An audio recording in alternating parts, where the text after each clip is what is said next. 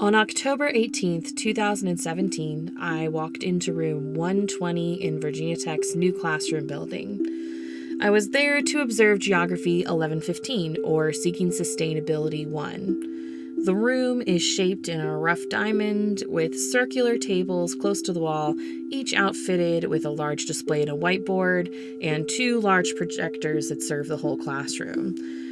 I sat at a table with only a few students, thinking that I would be less obtrusive this way, but before long, I was surrounded by a large group of students and embedded in their discussions of readings, videos, and what it meant to create a sustainable world.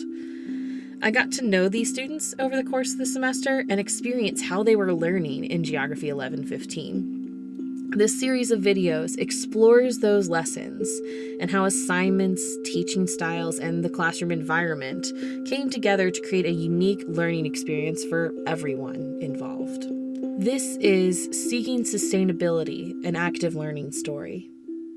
Seeking Sustainability 1 is the first in a 2-course series that I teach. This is Tim Baird, the professor for Seeking Sustainability. I have a colleague who describes his course. He describes his course as a conversation. I like that. I like that idea. It's a conversation that I'm leading. So, Seeking Sustainability 1 is about. I had to decide what do I want to say? And sustainability is this giant idea that could just gobble up everything if you let it. So how to eat that elephant, so to speak? How do you teach a 2-course series on sustainability? I could go get a textbook. I mean, there's dozens and dozens of textbooks. But I had taught a bit as a graduate student, and I like being the architect. There's got to be a story that I would want to tell. It's kind of how I start. Mm-hmm. And Seeking Sustainability 1 is my take on telling the story of sustainability in a particular context too.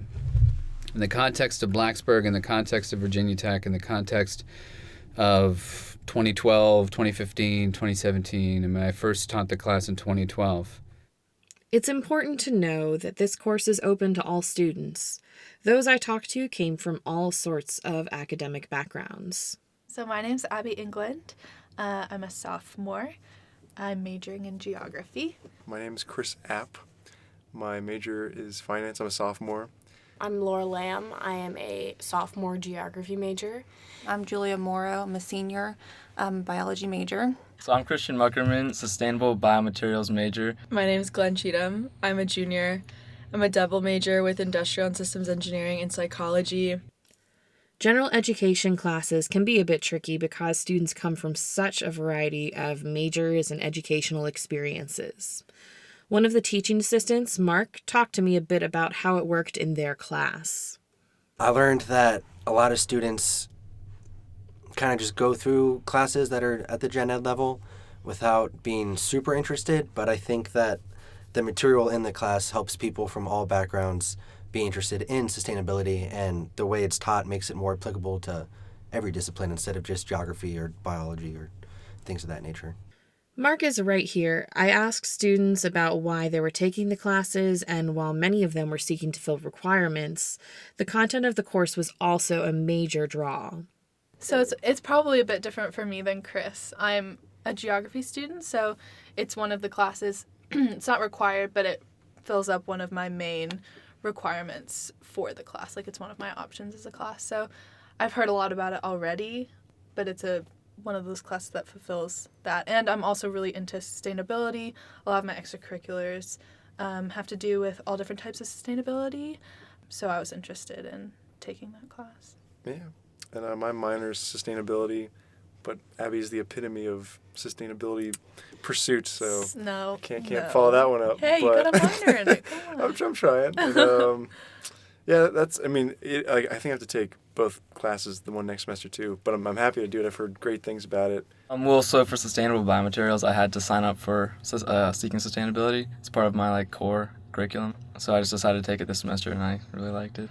I signed up for it because we have to take technical electives for engineering, and this counts as a technical elective, which is cool. And Also, I thought about doing a green engineering minor, but didn't, so I still wanted to learn about sustainable practices. Really, I was just looking at the spreadsheet that we had for classes we could take to fulfill the geography major, and it was one of the first ones that I could take, and I didn't want to take any higher level geography or meteorology classes.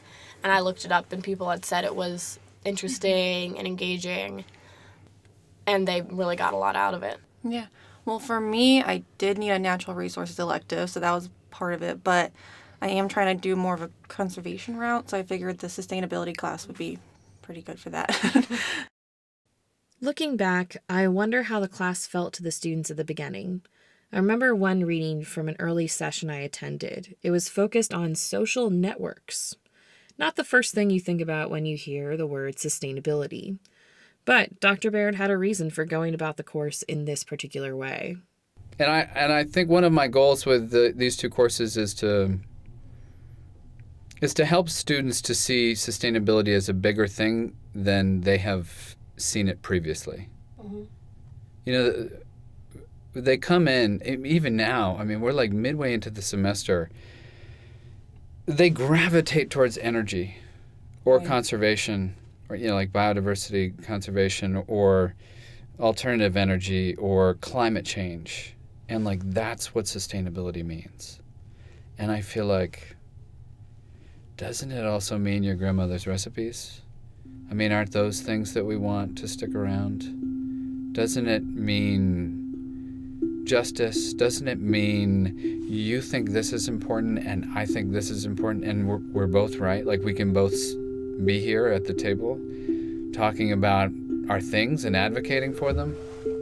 It can't just be about energy and climate and pandas. I mean, we're not going to fix those things if we ignore culture and art and well-being and health and food and all of these other things.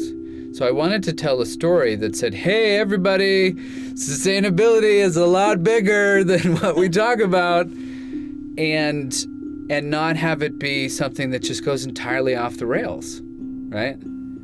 It struck me that this class sets a huge task for its students, taking all of these ideas from disparate areas, some familiar and some very unfamiliar, and finding connections within and between these complex and varied systems. So how do students get to a place where they're comfortable doing all of this? How can you set up a course where the assignments and the content lead them to this place? We'll talk about that next time on Seeking Sustainability, an Active Learning Story.